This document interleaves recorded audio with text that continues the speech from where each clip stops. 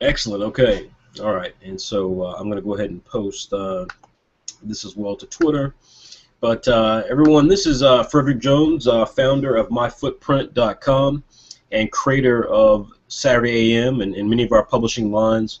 I'm the publisher as well of Saturday AM, Afternoon WebEx, and Well Read, which is our ebook line. And this, of course, is our latest episode of Saturday Q&A, which is our hour-long chat with webcomic and manga creators of the digital age. And we're extremely excited this evening because we have VerticalFish, which is not his real name, but he is an amazing creator that if you've been involved in webcomics and manga for the last few years at least, you certainly would have seen his work on a variety of websites. VerticalFish is now an exclusive creator of Saturday AM, and he's brought his series TTX as a completely revised version of that series, and we're very excited to have VerticalFish here with us this evening. We do want to apologize just up front because I know that we've had some technical difficulties getting here. We're probably about 30 minutes late, but for those of you who've stayed, I think you're going to have a really enjoyable chat with our creator tonight. And again, remember, this is kind of like a Reddit-style AMA, so if you are using Hangout, you can access the Q&A app, and that will enable you to post questions to the group, and we can answer them from there. You can also, of course, post them inside of chat, and we'll get to any of all those questions as we run through things. But real quickly, Neil, if you want to, sorry, VerticalFish, you want to go ahead and if you want to go ahead and just say hello to the group. Yeah, how's everybody doing? Can you hear me? Well, they're out there. We're getting people live in now, but yeah, you're probably not gonna get any direct. It's not a direct chat where they chat. All right, they gotcha. Messages and stuff like that. But yeah, right, cool. But again, thanks for joining us. So we'll take this quick moment and just do kind of a station identification thing that we do every episode, where we just basically make sure that people know, of course, what this is, and of course this is Saturday AM. We're a digital manga magazine. It's an anthology, comes out every 2 weeks.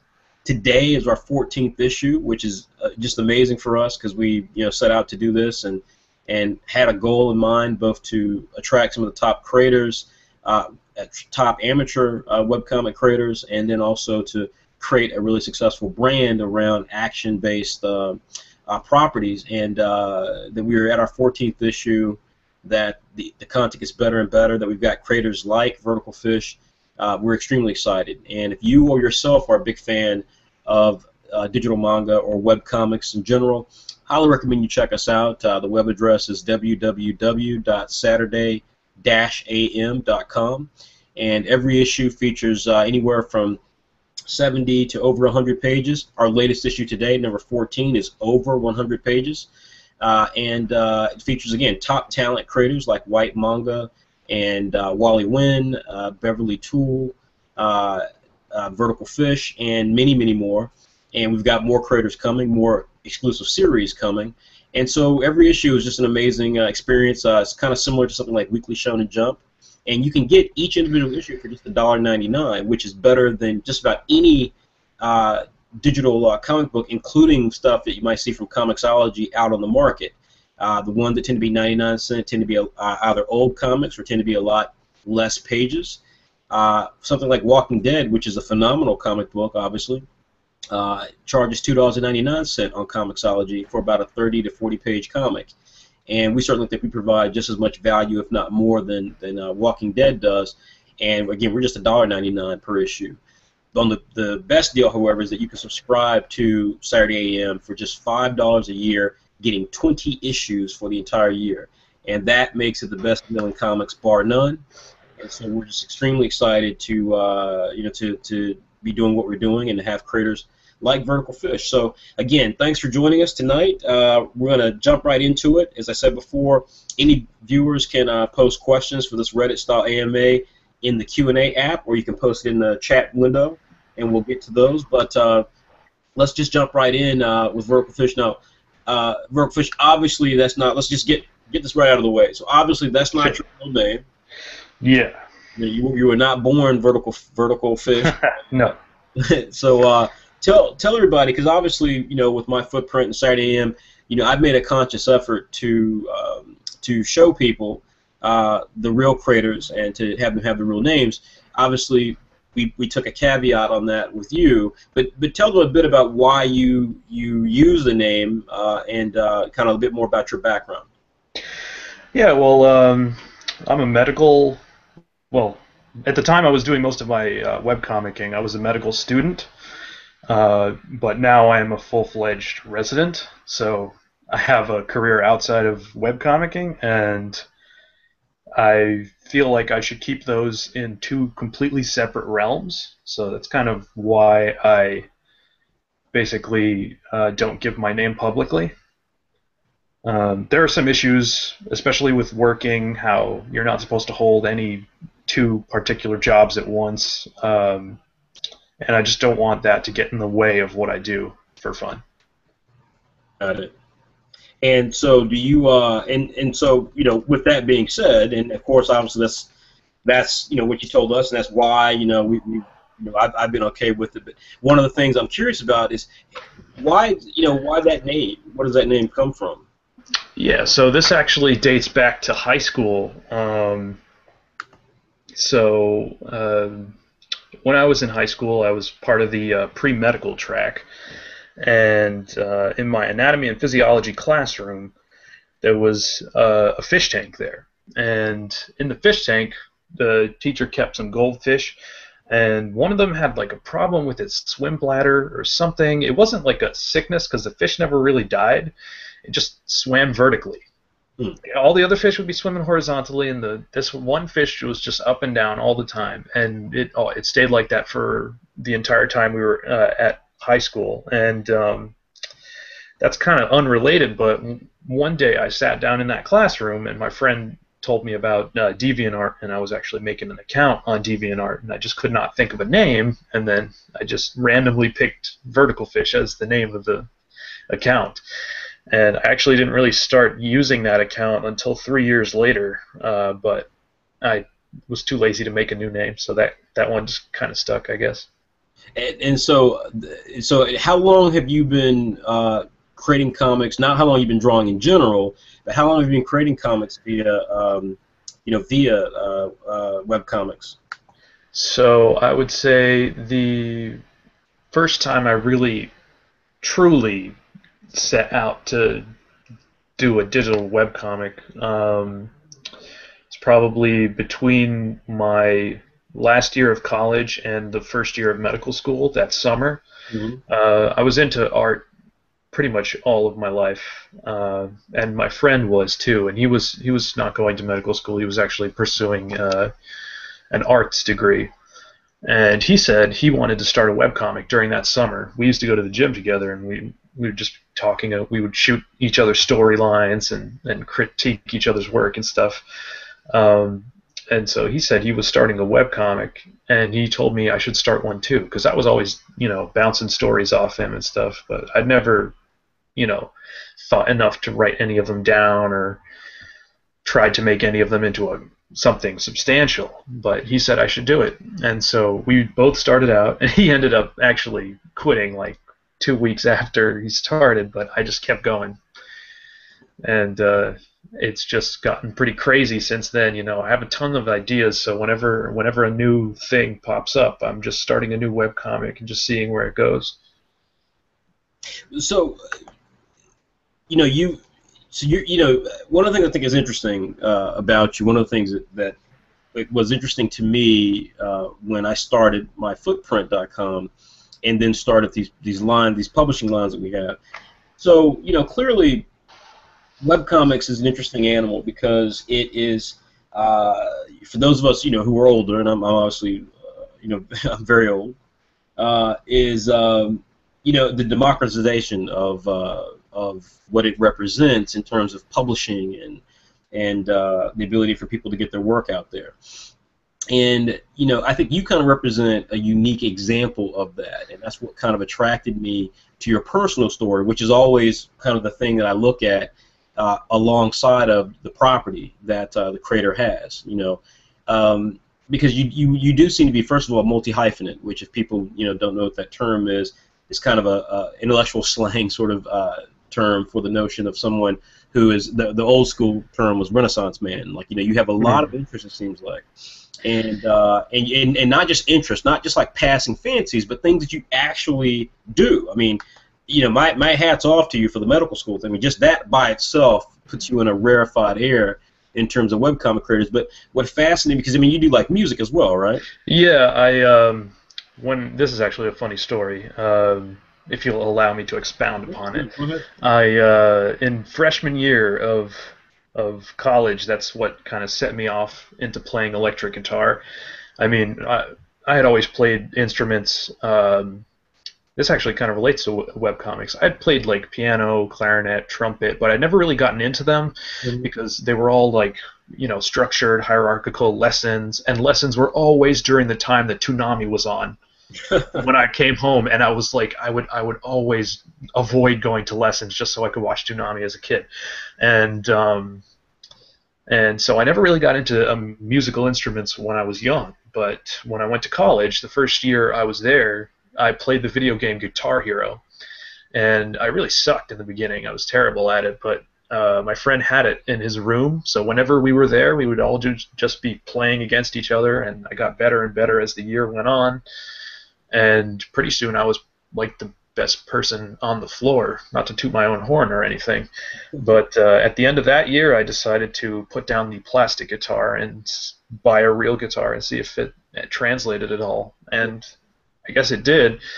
From there on, I practiced took me about maybe 1 or 2 years to develop the skills that I needed to start writing my own material. And since then, I've started writing my own stuff. I have 3 albums out. I'm working on a 4th one, excuse me. And if anybody's interested, I play in like the metal / progressive metal genre, and you can find my stuff at verticalfish.bandcamp.com. It's all free, so you can download it if you want to. That's fantastic. That's fantastic. And you know, so what I was going to ask in regards to that, like I said, what fascinated me was that you had these different elements. One of the challenges of webcomics is like I said, it's created this democratization so that anybody can create comics at the same time, or create content, just digital content in general. But at the same time, though, there becomes this element of people who create stuff and they never follow through, and so it causes, I think, one of the challenges that we have in the webcomic space, which is that, you know, a lot of traditional comic creators, as well as fans, don't take it seriously. And so I was really intrigued with you because you clearly have the stick-to-itiveness to continue, and you know, so your series ran for a very long time, like Hinata, the original version of TTX. You know, these things ran for a good chunk of time. What was it about the webcomic space in general that attracted you? I mean, because you have so many different interests, had you ever thought seriously about pursuing that as an option? You know, it's funny.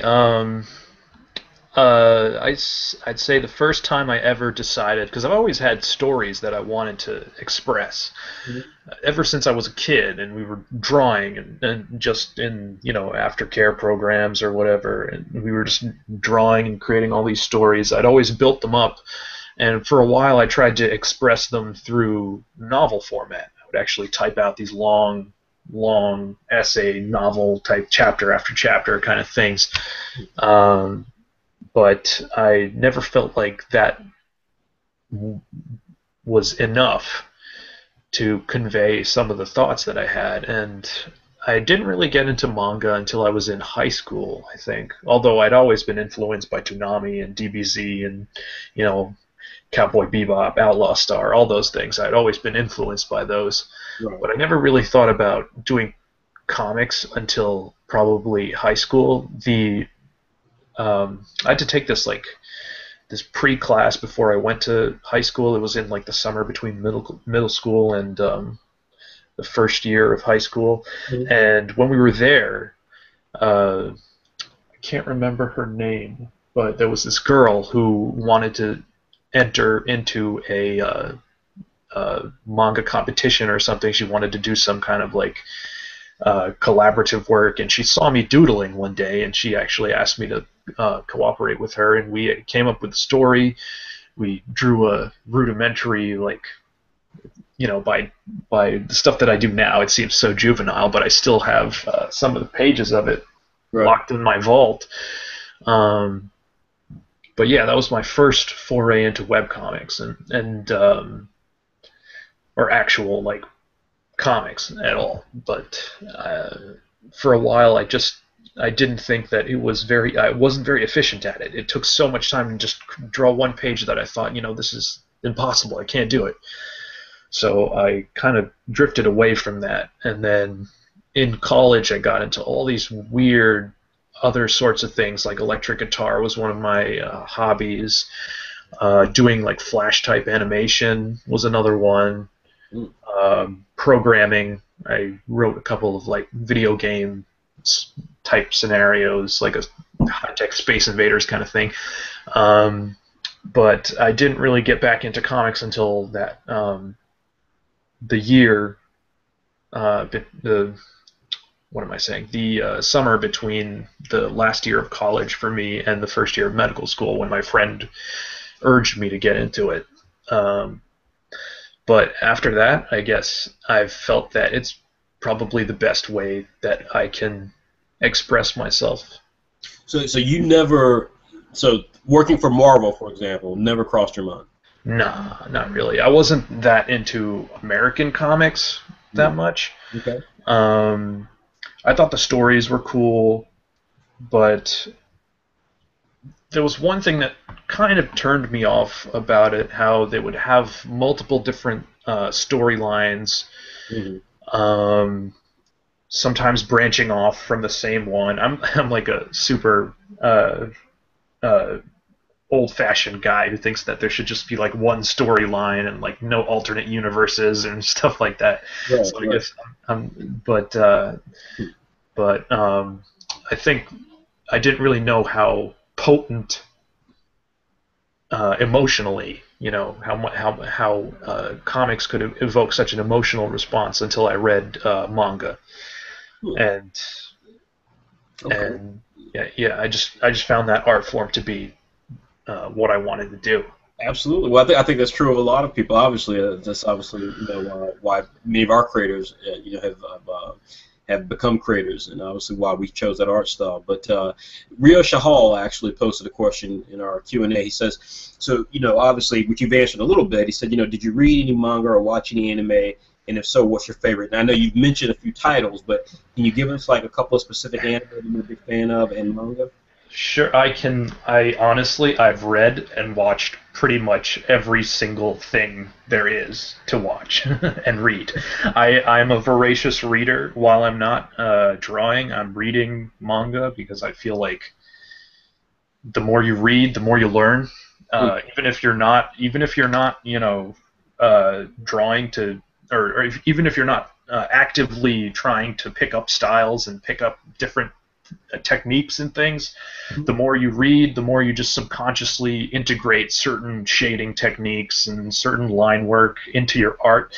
I know you've probably, if you take a look at the stuff that I did back when I was just first starting out, like the first couple pages of The Sixth Bar, which was my first comic, longest running comic, and then you compare that to like the last couple pages or any of my other works, you've seen a great increase in the amount of skill and stuff. And that's partially because I increased the technology that I was using. I came up with ways to optimize the time spent doing comic pages and stuff like that. But I think a lot of it also came just subconsciously from reading. So, but to answer, I'm kind of dancing around that without answering the question. To answer the question, I would say, let me see. Well, some of my favorite mangas, I would have to say GTO, Great Teacher Onizuka. I read that at least once a year. The big three, Naruto, One Piece, Bleach, maybe Bleach a little while back, not so much anymore, but I still like it. And then The Breaker, another one of my favorites. History's Greatest Disciple, all the popular ones. I'm into reading all. I just read everything I can get my hands on, basically. And in terms of anime, I thought Sword Art Online was a really good one. I just watched that one recently, so just Gundam 8th MS Team, another kind of romantic one. What the hell else? Outlaw Star was one of my favorites. Cowboy Bebop, a classic. Yeah. DB's. I watched last year. I watched the entire 600 episodes of One Piece and all of DBZ too. I'm a freak, man. I can't get enough. Well, so you definitely, like you said, you've got a fairly literate vocabulary as it relates to the different types of series that are out there. You're very prolific in the realm of manga and anime. You've been a big fan of it. Would it be fair to say that Toonami was one of the things that brought you into that world? Or did you... Yeah, that was probably my first exposure to any Japanese-based stuff at all, and of course it was, Dragon Ball Z that kind of just wrote the first tablet. As I am talking to you right now, I am looking at a picture of Goku that's posted above my bed. I pray to it every night. No, I'm just kidding. No, but seriously, DBZ was like what I mean. And if you look back, it seems sometimes you watch and it's like maybe a little bit outdated compared to the stuff that's out now, but it's still a classic, I think. No, I think that's fair. I think manga is fascinating. This is something that we talk a lot about, the Creative Society AM, but manga is very interesting in how it operates, like American comic books. When you look at some of the older stuff, if you look at it, the early Batman is so amazing when you look at the original stuff that Bob Kane did, for example, because it was just, prophetic in terms of what Batman is now like in modern cinema, modern branding. But obviously, Batman went this huge curve in the 50s, 60s, and 70s to get back to the place he was in the late 80s. And manga is very similar. It's like when you look at the original, JoJo's Bizarre Adventure, which is kind of having a renaissance right now. Like that is super cheesy, and the original Dragon Ball is cheesy. But it's what they were doing though was so amazing in terms of just the setup. There's still a lot of simplistic and old school ideas, being parroted there. But still, it's like. You can't deny the artistry that was involved with it, and it ends up, being prophetic in terms of some of the stuff that it leads to. But so we've got a couple more questions here. We've got one of the other questions that came through, and let's try to hit these pretty quickly because we have several questions to get through, and want to make sure we have enough time to get to everybody. Sure. So the next question is basically, and I forgot the person's name here, but they asked, what's your ultimate goal in manga? So I think this is an interesting question based off what you said before, and given how many things you're into. Like, do you have an ultimate goal for manga for your manga? Do you have an ultimate goal for TTX, for example? That's actually a good question. I mean, some of the manga that I think up, some of the stories that I craft, I kind of have an ultimate goal in the end. I can see how the story ends, and the big piece of it is just to fill in the parts in the middle until the end. But some, like TTX, I have a vague idea about what ending I want to give it, but the pieces in between are, as many as I want. I have tons of different ideas for different story arcs and stuff. But in terms of an ultimate goal, this has always been something that I've done kind of in my spare time and just for fun, for enjoyment, and kind of get stress out of my life from my professional life as a doctor. So I haven't really thought that much about that. So to piggyback on that question, though, so obviously you're partnered with us, and we obviously, we have plans. So yeah. The idea of TTX becoming an anime or a video game. I mean, that would be so far beyond any of the expectations that I had when I started webcomicking. That would be a dream. Wow. I'm sure of that. So for right now, it's just would it be fair to say that you just enjoy the process of creating? Exactly. Yeah. Okay. All right. I think that's excellent too. I mean, there's a purity to that I think again is quite awesome, because I think so many creators get caught up. We see this in the pilot manga that we actually recapped for our first competition. We recapped in this issue, which VerticalFish has the cover for because his series TTX debuts in this issue. But so you can get that today, everybody. It's $1.99, or just subscribe and you'll get the issue immediately. But yeah, I think a lot of the creators that we talk to who are incredibly talented, but that is a thing that we see over and over again, is this idea that all they have is this dream of their property becoming this Dragon Ball Z level success, and that is highly impossible. I mean, highly improbable. Because just look at the world of manga. There's so much manga being produced in Japan every single year, and few of them, if ever, get to the level of a Naruto or a One Piece, much less Dragon Ball Z. And not even Naruto or One Piece, I'm sorry, but like a lesser property like Seven Deadly Sins, which just came out, which could be big, but it's still just getting out there. So I think. I think that's amazing. I think it's a good thing for a lot of our viewers to listen to, in terms of somebody who has your talent and your commitment, but at the same time, you're just in it more so for the artistry of it. We have a question here, just with some comments. They're just saying, XX Sharkers XX says they love the talk show. Thank you. Then Rio Shahal asks another great question. They ask, do you have a favorite American superhero? So is there an American comic that you like at all? I've never really had that much exposure to American comics, apart from like the movies that they turn into Marvel. But if I had to put my finger on one, I'd probably say Batman or Iron Man, because they both don't have any superpowers themselves, and they just use their own intellect and ingenuity to kind of be that strong. So if you had a chance to work for a major comic company, that would be your dream job? Probably, yeah. Well, okay, that's great. Okay, Kinshaw and Shaw. Now, Kinshaw, I think you may have asked a question earlier, and I apologize if we didn't have it, or at least I didn't see it, but I remember you having the question earlier. You asked, crap, we just lost it there. Sorry, Kinshaw, send your question again. I thought you had another question as well. Shoot your question one more time if you don't mind. And let me say thanks all the guys that are listening for asking all these questions. I'll be happy to answer anything on your minds. So keep them coming.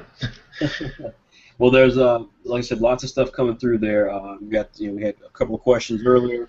We've got some more coming through. So just to continue on with where we were at. So you have now a couple of series that are going on right now. You have a few series that are happening.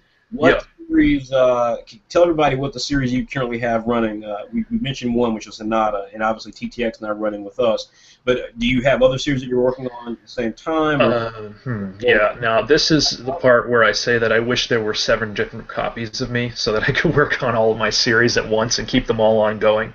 I've written out stories for all of them. I just do not have the time to work on all of them at once. This is kind of my Achilles heel. Even back when I was doing novels, I would always switch from one to another project, and I would start it, and I would, and then I would just write and write and write until I was at like 200 pages. But before I would finish it, I would start something else and write and write. And it's kind of my weakness is whenever I have an interesting idea, I just need to get it out onto the page. I just need to. Like even recently, I started a new webcomic, but let me go in the order that I created them in. So the first one that I did back when I was in that summer between the last year of college and the first year of medical school was the 6th Bar. That's been pretty much my longest running webcomic. I haven't updated it it's going to be almost a year now, but it's not on permanent hiatus, and I'll probably never ever put that one on permanent hiatus. It's about 800 pages right now. But yeah, I learned a lot of my evolution as a webcomic artist is basically documented through that comic. If you take a look at like the first couple of pages of that, I'm crappy. I was using just pencils, and I wasn't even using Pigma pens or anything. I was just scanning it and like editing it in Photoshop and stuff, and I slowly gained techniques. I switched from pencils to erasing and using Pigma Micron pens, and then I switched to using a tablet, and then I picked up more techniques along the way. But that's probably the one that I get the most requests to keep working on, probably because most of my fans like that one, and they know me through that one. My second longest, or the second comic that I created was a comic called Lindbergh. That ran for about one volume. It's about 200 pages long, and the purpose of that comic, the entire purpose of that comic was just to help me learn how to use the tablet. Because when I bought the tablet, I'm like, I don't want the art of the sixth bar to suffer because I suddenly start with a new instrument and I don't know how to use it. So what I did was I kept drawing the sixth bar by hand while I worked on Lindbergh using the tablet. And by the end of 200 pages of Lindbergh, I was pretty skilled at using the tablet, so I switched that over in the sixth bar. I started using the tablet on that too. But yeah, that's about one volume. It's a pretty cool comic, and I had a huge story that I planned for it, and that's actually one of the few stories that I actually knew exactly what was going to happen at the end. So if I ever get time when I'm like retired or something, I'll definitely continue that one and finish it.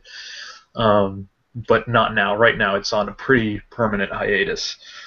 I haven't updated that one in like 2 or 3 years. Oh, okay.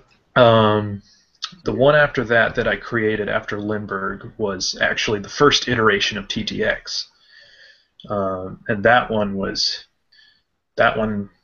well, I guess you can read TTX if you want to know what that one's about. But it's basically this really arrogant dude who's a kind of like an expert at driving motorcycles gets transported into the future where everybody's driving these motorcycle-esque vehicles called MGVs, which actually stands for Magnetic Gravitic Vehicle.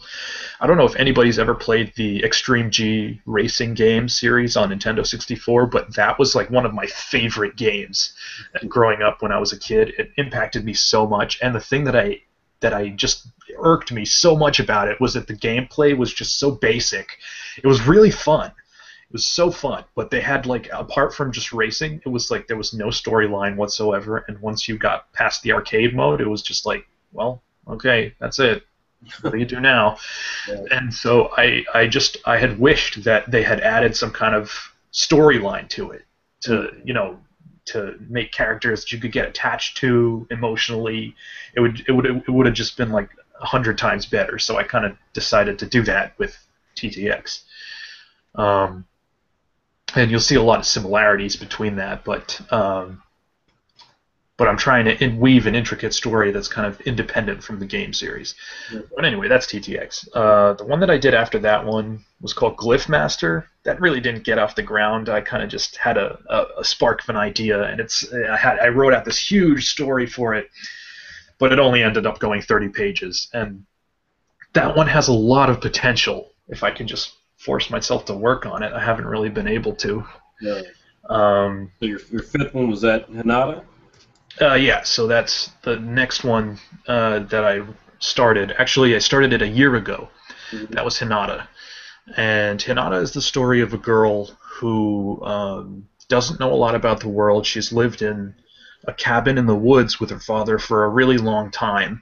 Mm-hmm. And one day her father just kind of vanishes, and she goes outside and starts looking for him, and she realizes that the world that she lives in now is completely different than the world that she thought existed, where all the people have kind of like animal genes integrated into their genomes, and they can use different animal abilities and stuff, and she just joins this band of kind of like rebels who are just looking. They're also looking for her father. So it's a big adventure. That one, I've only been working on it for a year, and I've already got 350 pages out. I finished the first arc pretty recently, like last week.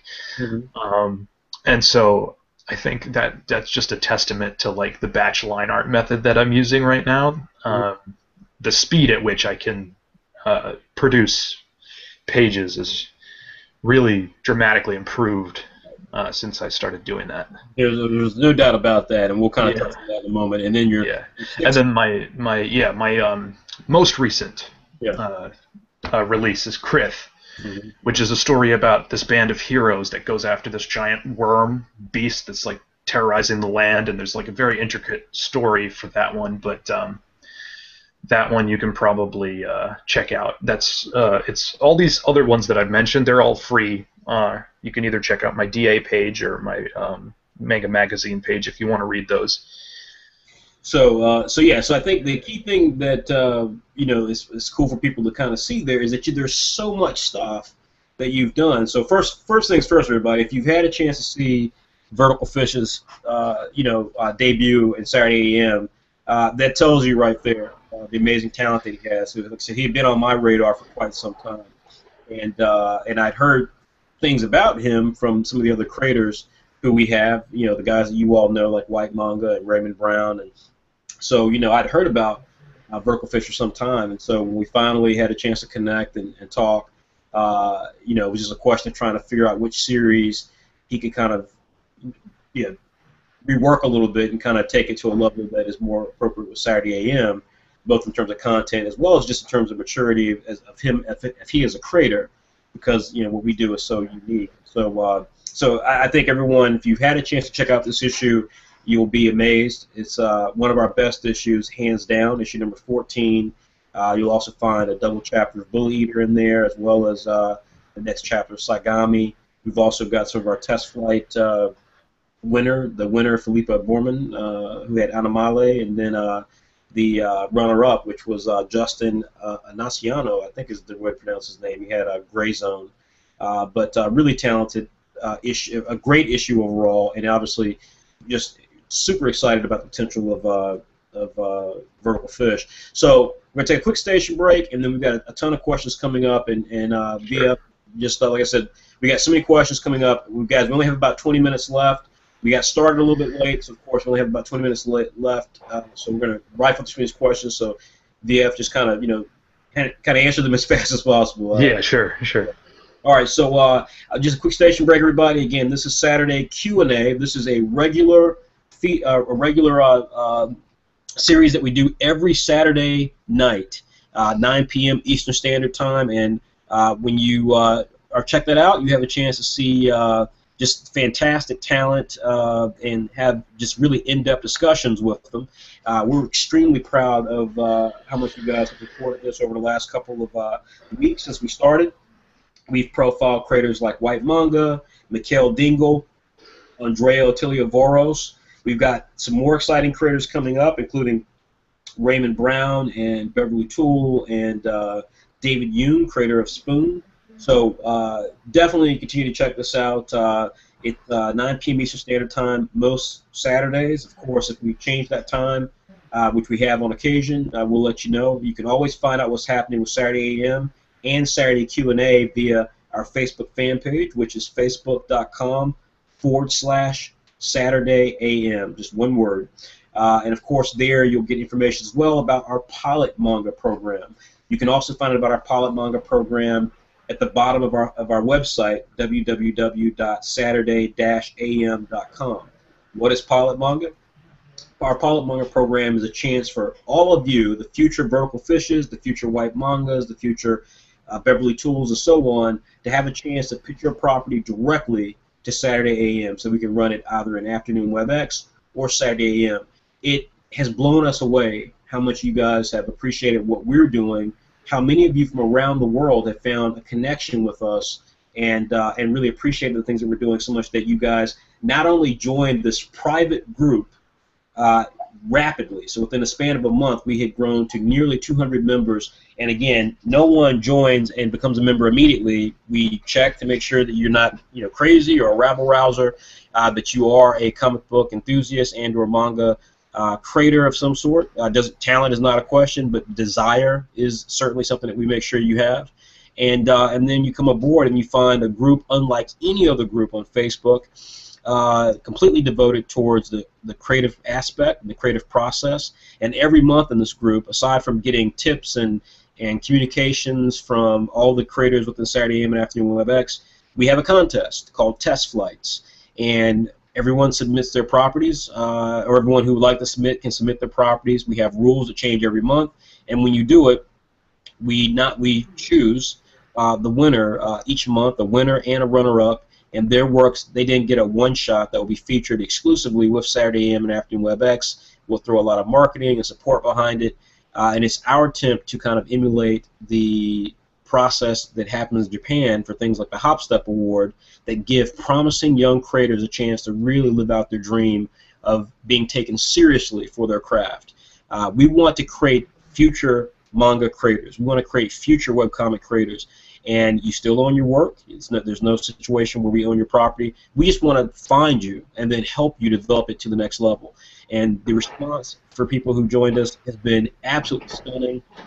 You can find out about the winner and runner-up in this month's this issue of Saturday AM that came out today, issue number 14. Again, it's just $1.99. Of course, if you subscribe to us, it's $5 for the entire year.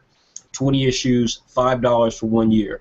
So, again, if you're not a part of the Saturday AM Revolution, you're missing out. Please join us and check us out what we're doing. You can find out all this information and more at www.saturday-am.com. Again, I'm your host, as well as the publisher of Saturday AM, Frederick Jones, and we're joined tonight by our newest creator, VerticalFish. The conversation has been fantastic. We have some more excellent questions. We're going to try to run through these very quickly. And we'll also pause at the very end of this for some more important announcements about future Q&As, as well as our plans regarding Saturday Wars. So let's come back to questions for our VerticalFish. Now, Mark Cox on our Facebook wall. And again, if you have questions, again, we're running out of time, so please submit your questions immediately to the Q&A app on the Google Hangouts if you're watching this live. You also can put it onto our Facebook fan page and or our Facebook Pilot Manga page, which you have to be a member to do.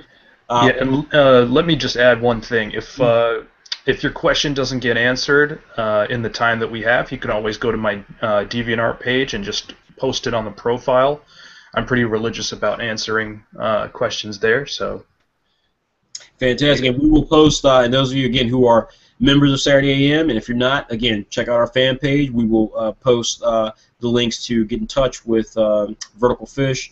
Also, you can check out his homepage, which we'll be developing over the next couple of days at saturday-am.com/TTX/. Mark Cox asks, clearly you're a master of time management. How do you plan your day so you can be so efficient? I would say that it's not really the plan of the day that gives me efficiency. It's more of the process. I've learned throughout medical school that I need to be efficient in creating pages. I've actually, to date, I've probably drawn about 1,500 pages in the past 4 years. Although the rate varies depending on how much time I had. My process has been streamlined by many different events that have occurred in my evolution as an artist. And I'd have to say there have been 5 major things that happened to make me faster as an artist, to be able to produce pages. And right now I can produce pages if I have the time, if I have like a good chunk of the day to work on it. I could produce pages like I did, but this 55-page chapter in 15 days, and I was working sometimes 12 hours, 14 hours a day on these days. So as long as I have a good block of time, I can do it. And the 5 things that really helped me improve my art was, 1, switching from pencils to Pigma Micron pens. That really cleaned up my line art pretty well. Then I switched from Pigma pens to a tablet, and that really, really helped my line art because now I can use digital software to zoom in and do really neat lines and stuff. The 3rd thing I did was I customized my keyboard, and I have a tutorial on how to do this on my DeviantArt page, but I customized my keyboard, so if you look at me drawing, it looks like I'm literally playing Street Fighter. I'm just like pressing all these keys all over the place, zooming around the image and stuff. It just saves a whole lot of time. That was the 3rd thing. The 4th thing I would say was adding 3D rendering to my art. That saved an immense amount of time because now instead of drawing intricate backgrounds in every single panel, I can just spend a good 4 hours or so, model a city with incredible detail, and then just be able to like lift a render in 30 seconds from that and just stick it into a panel, or just keep doing that. And it basically takes me like, I'll do a chapter of line art in like 14 days, and it basically took me 1.5 days to do the backgrounds, the entire chapter of backgrounds for this chapter. If you use 3D rendering, and some software for 3D rendering costs a lot. Like I use Cinema 4D. It's partially because I got a copy of it from my high school back when it was installed on all the computers. But it's pretty expensive. But there's also cheap alternatives that are open source, like Google SketchUp and stuff like that. And the functionality is pretty conserved among those programs. And I would say the fifth thing that increased my speed was doing batch line art, meaning instead of doing a page of line art and then shading and then porting it to Photoshop, doing backgrounds, doing text, doing effects, and then going to the next page, what I do is I do the entire chapter's worth of line art, and then the entire chapter's worth of shading, and then the entire chapter's worth of backgrounds, and then the entire chapter's worth of text. And that's basically the process I use now, and it's so much faster. And just to give people a sense of, I mean, because again, if people aren't, if they're novices to creation, or if they're new to kind of the whole webcomic movement, just to give them a sense, you had a debut chapter of TTX, 54 pages total, correct? Yeah. And how long did that take you from start to finish? 15 days. In terms of hours, I was probably working 4, maybe 5 hours a day. Wow. So that right there, folks, kind of tells you, to Mark Cox's question, management, you can see immediately with VerticalFish a sense of, and we talk about this a lot in the pilot manga group, I might add, but the notion of, first of all, just a dedication to what you're doing, and utilizing tools efficiently, and that's the key element, is finding the tools that work for you and using them efficiently. Every creator we've talked to has similar comments. VerticalFish is obviously just now were very unique for him, and also quite interesting in terms of what other people might want to learn from, including established webcomic creators. Nonetheless, though, it's about finding the technology. Do not be afraid of technology. Where you can use it, use it. We got some more questions here. Sure. Let's see here. A few questions that are Saturday AM related, so we'll get to those towards the end. Let's see. Kinshaw Mashad, well, a couple of people asked, and you kind of answered it, but a couple of people asked about the bikes, and they said, you're obviously using 3D renders or right. 4D tech. Anything else, just briefly, you can touch on regarding the rendering of the bikes, like how long maybe it takes, or well, depending on the complexity of the bikes, it usually takes maybe, I'd say, 4 hours to come up with one. Although if I don't like the shape of it and I'm tweaking it, I kind of spend more time on it. But there'll be some days where I can make 3 of them, 2 of them in one go. And I've been thinking about it because I do a lot of tutorials on my DeviantArt page, and one of them I want to do is a video tutorial series on how to do 3D rendering. A lot of people have been asking about it, and they're very interested in how to do this kind of stuff. And I feel like I just learned it all practically through experimentation, so I feel like if somebody had told me how to do it in the beginning, it wouldn't have taken so much time. Well, VerticalFish, let me just say that obviously that's a conversation for another time, but we have a a YouTube channel that's doing quite well, so if you'd like to contribute to that, that'd be great, because sounds good. Trying to expand it out, and we're looking for some programs that we think could give the channel even more pop, but that would be fantastic. One of the questions what Kinshaw Mashad asked, and I want to caveat it a bit. He asked in regards to, have you considered creating 3D designs you could then, so you could base toys and models off the bikes that you could then sell. Now, Kinshaw, I don't want to get ahead of your business thinking because you're starting to get into Saturday M territory, but I contacted you. Remember, VF? I sent you that thing. Did I send you that thing for White Manga? Did I ever send you the turnaround that we did for a 3D model of Sano? Yeah, I think so. Yeah. I saw that. I am not very good at modeling people, though. That's what I was getting at. Yeah, it's extremely difficult, and you have to use all these deformers and stuff. And since I'm pretty much learned through experimentation, I'm pretty good at modeling inanimate objects, but I still haven't. My expertise is not as good as like a professional 3D modeler. I just kind of screw around and see what I can do. If I had enough time, I'd probably be able to learn how to do it. There's some good tutorials on the web on how to deform faces and stuff, but that would take time that I'm probably more willing to spend working on the next chapter of TTX, I would say. Well, that's certainly important to us, is getting more TTX, and important to the viewers as well. But Kenshaw, I will say that we do have plans, so stay tuned. Yeah, I mean, I'm hearing on the news all this new technology about 3D printing and stuff like that, so that'd be cool if I could make 3D models of my bikes. Absolutely, yeah, no, trust me, it's been talking about for a long time. Let's see, we've got several questions, so again, like I said, we got to jump through these quickly, so let's see here. Sure. Got one from Facebook here, I'm waiting for it to come up here, okay. Kaminra Gamble asked, which of your stories that you made, okay, we kind of just saying in general, if you had to rank the stories that you talked about, we went through 6 of them, just what would be your top 2 right now that you really think are the most interesting? Well, in terms of originality, I would say TTX is probably the most original. I mean, you don't see that many racing type mangas, even less about motorcycles, that can drive up and down walls. So that's probably the most original one that I've made.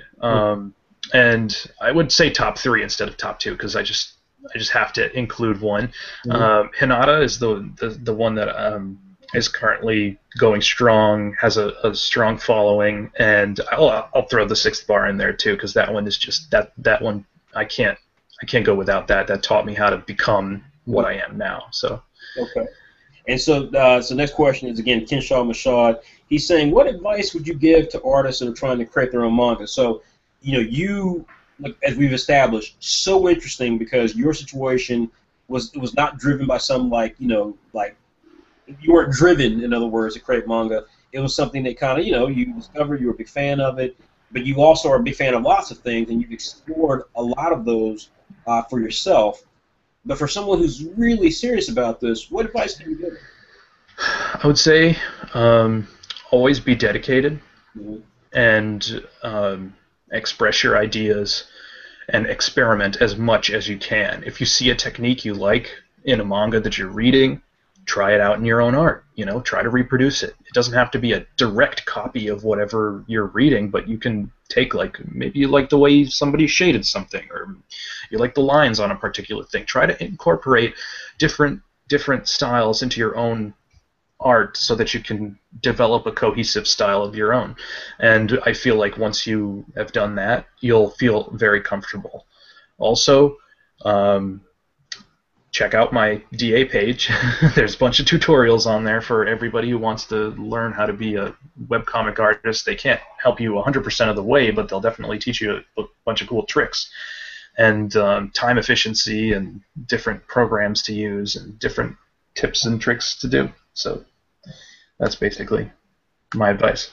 Fantastic. And then let's see, Michael, let's see here, Michael I. Ben B.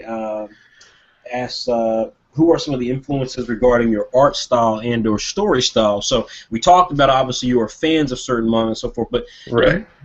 As you just answered that last question, you said, hey, if you see some stuff you like, try it out, and I totally agree with that. Who are some artists that you looked at initially and were like, hey, let me try what this guy just did, or this lady just did?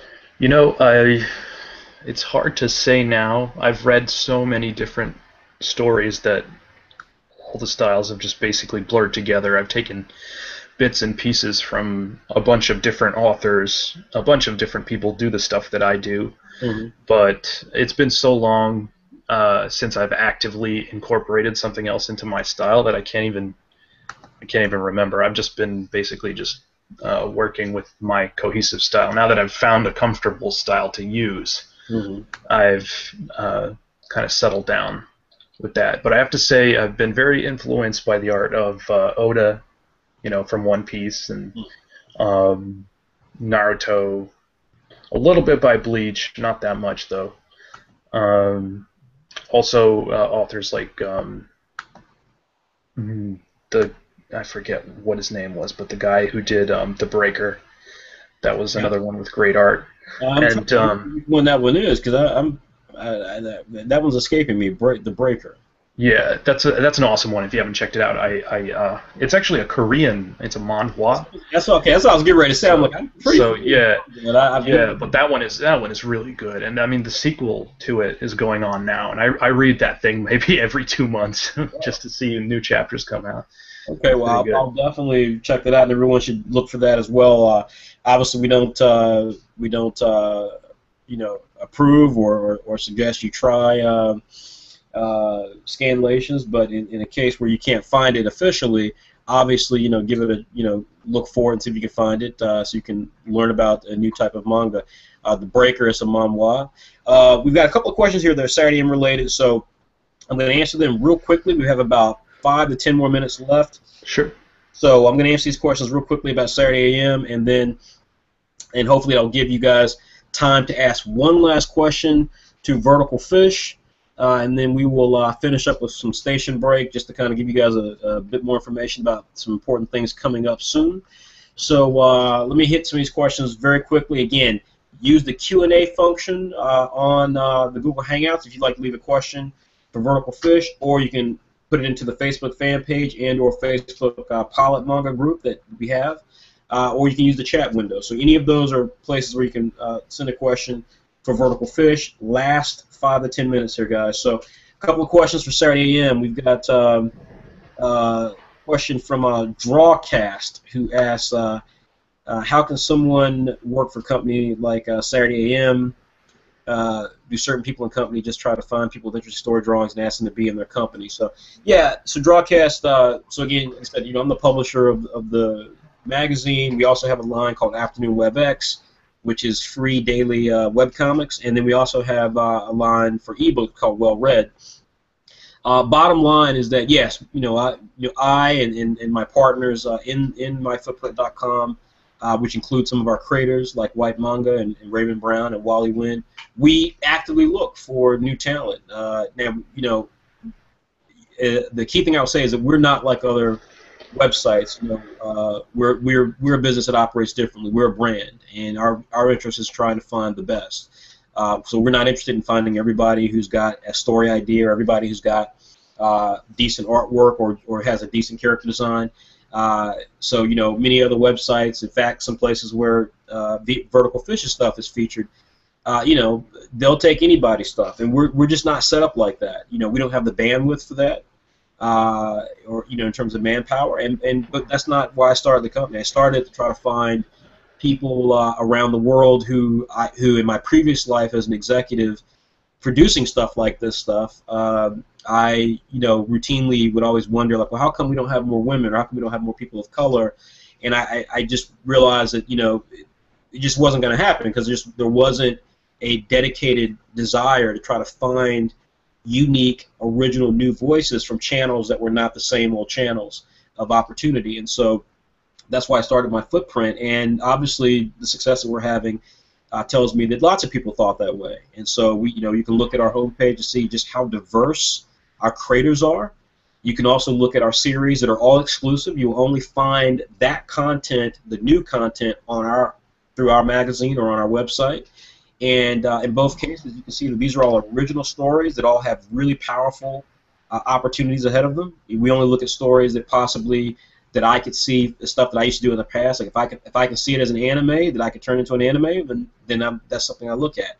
If I look at it and think I can see it as an action figure or a video game, that's what I look at. So we try to partner with the best people, and many times their stuff does indeed come from other websites.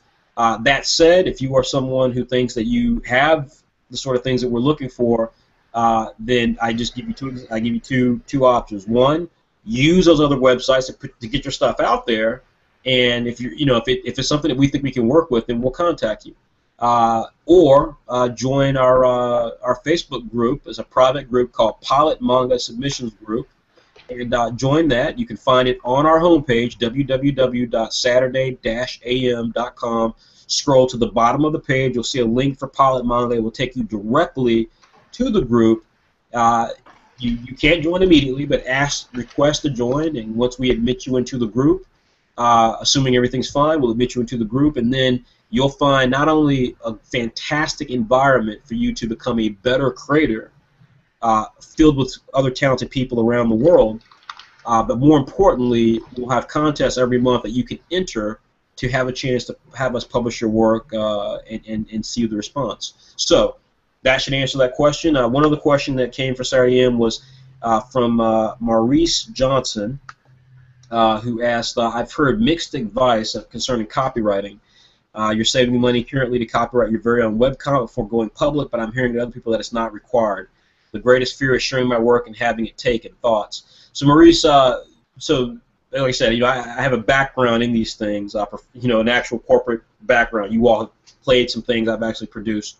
So yes, copyright is protected. So in other words, once you publish it, once you take an idea and you publish it in a public format, then you own that essential use of that particular thing you created. Now, there are some complexities there, and we don't have the time to get into that right now, but the bottom line is that, if you want to save money and spend money to create your idea, you can do so, but do understand that if you've got something ready to go right now, simply publishing it to, to some of the other websites that VerticalFish, for example, is a part of, to DeviantArt or wherever, that will give you a public forum where you've published your work, so that if someone then steals or copies that work, and you can prove that it came after you published your work, and you can prove that it borrows elements of your work, then absolutely you can go after them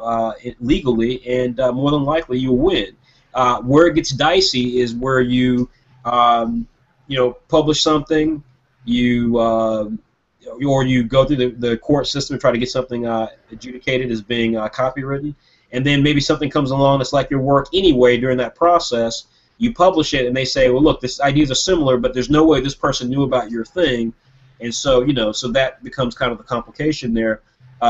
If you've got the money, it's certainly not a bad idea to do it, but one thing I'll say just real quickly before I move on is that there is a difference, and I think a lot of young people make this mistake, or a lot of people, period, make this mistake. There's a difference between trademarking and registering a trademark and copyright. Saturday AM is a brand. When you see that logo, there's nothing else like it. And because of that, that is something that we're in the process of trademarking. Copyright is just an idea. It's a communicative idea. I've got an idea for Batman, except instead of wearing black, he wears pink, and instead of having bat ears, he's got a pink afro puff. That's a copyright. It's just an idea you've got. You can draw it. You can put it onto one of these websites. People see it. They comment on it. It's date stamped because they commented on it and so forth. Or it's date stamped because you published it. That's a copyright, and that's protected in terms of just a typical standard copyright. You can legally get it adjudicated as a copyright, but it's not the same as a trademark, which is completely different and far more powerful. No one can come close to doing what you're doing if you've got it trademarked. If you've got it copyrighted, again, you still have to fight the legal battle to prove that someone took your idea. So I hope that answers the question. Let's. I know there's a few more questions here about Saturday AM, but I really would like to get back to VerticalFish here. Rio Shahal, I think, has one of the last questions for you, and then we'll just do a quick station identification break and call time on the podcast. And Rio Shahal asked, how did you get published in Saturday AM? It was you guys that reached out to me, I think. Yeah, that's right. Back a while back, actually. And at first, I had really no idea what the program was about. I don't think maybe the website wasn't up at that time, so I wasn't sure how serious this was. Whether it was just like somebody making a website where you would gather some webcomic artists from all around the world or something and have like their own anthology. But after I actually got in touch with you and kind of saw what you guys were about and saw the people who were joining this movement, like White Manga, all the other titles you guys have, Comatose, Bully Eater, they're pretty serious authors, and so I decided to jump on the bandwagon, I guess. Well, as I said before, guys, I had been after VerticalFish for some time, and as he said, we contacted him quite a while ago. We weren't ready to move forward with this. I think the conversation kind of stalled. But once we, kind of got our house in order and things were moving at a good level, we then pursued him again. And, this now, caps a 3-creator exclusive period that we've had where we had Beverly Toole with Catharos, The Shattered World in issue 10. Issue 11, we had the long-awaited Mythological Lux Nova by Mikhail Dingle. And now we have, obviously, VerticalFish with TTX. We are, if you guys read the magazine, I do a letter from the publisher each issue. And I couldn't contain my excitement. I was like, this is real affirmation of what we're trying to do because these series are real series. These are not afterthought series. These are not like, oh, it would be neat if I did this today. These are real series with real capabilities and real branding opportunities. So we're extremely excited about having VerticalFish aboard. And I think over time, once, VerticalFish becomes inundated with some of the other things we have, both with his homepage, for TTX as well as the other stuff that we're doing with our YouTube channel and things like that. I think you guys will really benefit from him being a part of it, as we will benefit from having just his level of talent. So again, I want to thank VerticalFish for joining us. VF, any last words before I do our little sign-off? Yeah, if you guys have any other questions or anything for me, you could always contact me on DeviantArt. That's pretty much it. Your DeviantArt name is VerticalFish, right? Yeah, verticalfish.deviantart.com. And as I said before, everyone, if you go to SaturdayAM.com, we have our navigation bar at the top. Saturday AM Data is a section in that navigation bar, and if you scroll through it, you'll see TTX homepage. Select that, and we will be updating the TTX homepage here very soon over the weekend. And as a course of that, we will have the links for how to get in touch with VerticalFish via his DeviantArt page, as well as more goodies regarding the world of TTX and things that he's building. So a couple of quick station identification things to make sure that we're all on board with. Again, Saturday issue number 14 came out today. So if you've not had a chance to check it out, you can do so. You simply go to saturday-am.com/subscribe/ and there you will find not only the first thing you see will be issue number 14 and all the ways you can get issue number 14, but likewise you can subscribe. Just $5 for the whole year, 20 issues, and you will get the latest issue, which is issue number 14, featuring, of course, the debut of VerticalFish and his amazing manga, TTX. You will only find TTX here, so the best thing to do, of course, is subscribe so that you can keep track of every latest chapter of this amazing series. The first chapter alone is 54 pages, so if you aren't aware of how prolific he is, as well as Mikhail Dingle, I might add, who also clocks in at like 30, 40, 50 pages every time he drops a new chapter. If that doesn't tell you how prolific this guy is, nothing will. So check it out, the story's going to get really exciting. It starts off with a bang. It has probably one of the best cliffhanger endings that we've had for a new series in Saturday AM. So I'm really excited about where he's going with it. But of course, again, if you want to be a part of Saturday AM Revolution, subscribe, support our creators. We do sell T-shirts and prints. You can also find those. That's money that goes directly to our creators. We will have some stuff set up with TTX soon. So normally after every Q&A, we then make available some prints that you can check out. We will have some stuff for TTX soon. It's a little different because TTX and the stuff that VerticalFish is doing is so new, but we will have some stuff planned for that very soon. A couple of quick questions that did pop in, everything from what's the next Q&A to some questions about some upcoming things we have going on. I'd like to address those very quickly. So in regards to Saturday Wars, I know someone asked about Saturday Wars. Saturday Wars, again, is our print book. It is going to be an original print publication, and it will be a graphic novel, 200 pages. It will feature every creator with Saturday AM and Afternoon WebX. It will also feature some cameo creators, so creators that will really blow you away or surprise you will be in the book as well. We have a list that we'll be announcing at some point in the future. I don't want to give it away yet, But we're really pumped about this. We think it's going to be awesome. We've never done anything in print with these characters before, and so this will be the first time to see that. It'll be a full-color book. It will be available to your local comic book stores, but first we're going to try to raise the funds necessary to have it printed the right way, and we're going to do that via Kickstarter. So we're very close to pulling the Kickstarter page live. We've got just a handful of little simple, technical things we need to get through to make that happen, but I've been working on it. It's done. I've seen a lot of the assets already for it, so I think it's going to be very exciting. If you guys want to support something that's going to help webcomics break into the mainstream, then support this project.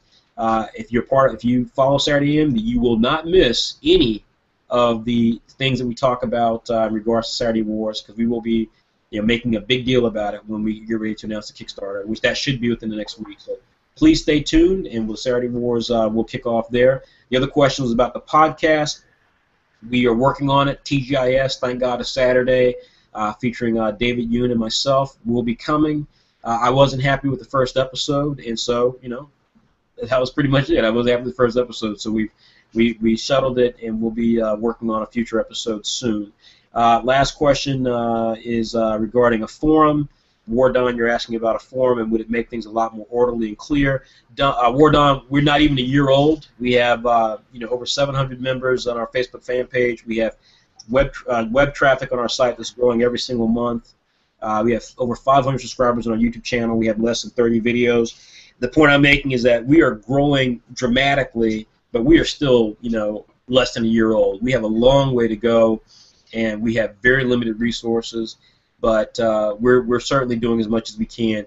The forum is something that we've talked about, and we're certainly in the midst of trying to pull off more aspects of those type of things on our website.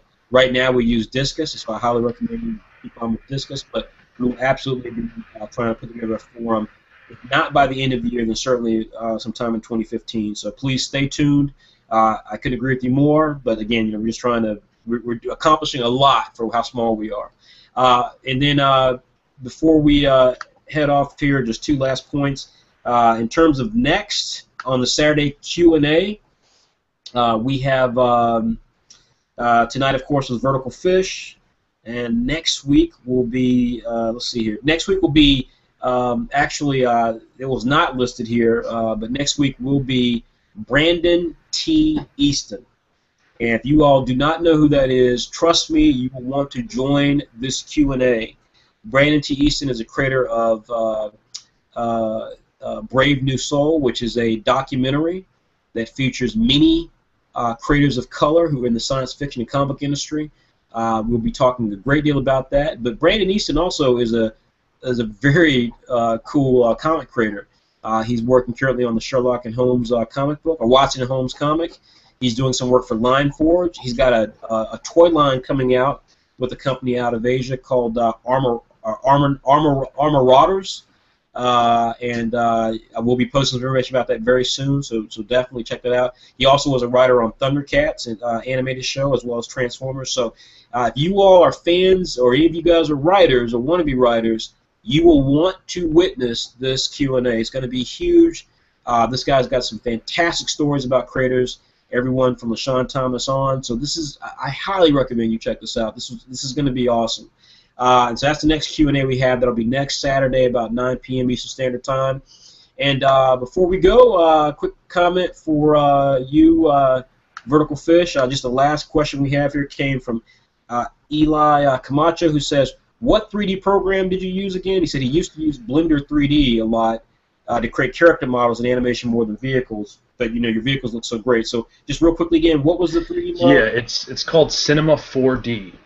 Cinema 4D. Okay, so guys, you heard it here from VerticalFish, Cinema 4D. I will make this man join our YouTube revolution and get him to do a series on our on our channel about 3D modeling, because I think it's not only so significant for comic creation, but I think you could not have heard a better and a more appropriate individual to talk about the benefits of involving yourself with technology that can help us help you more efficiently create manga. I think if you all have any appreciation for what VerticalFish is doing, and surely you do, his work is one of the best looking stuff that we've ever had at Saturday AM. then that should be a definite green light for you to check out more opportunities for using technology in your own work. As far as prints go, one last question came in. When will those be available? Soon. That's all I can tell you. I'll be talking with VerticalFish about some print opportunities, and we've got more prints coming. We're trying to rejigger how we do prints and T-shirts, so stay tuned, because again, that is a key element. If you want to show support to the creators, subscribe. But if you really want to support the creator individually and make sure that creator has the sort of opportunities ahead of them to continue to create, then please, buy a T-shirt from them, whether it's a logo T-shirt or T-shirts that have their characters on it. Buy prints from them, and we're going to be working to make sure that we have those available for all of our creators, including VerticalFish. Everyone, thanks again for joining the Saturday Q&A. I could not appreciate it more. Again, for VerticalFish and myself, I want to say thank you. Thanks for the questions, guys. Absolutely. So we will talk to you guys soon.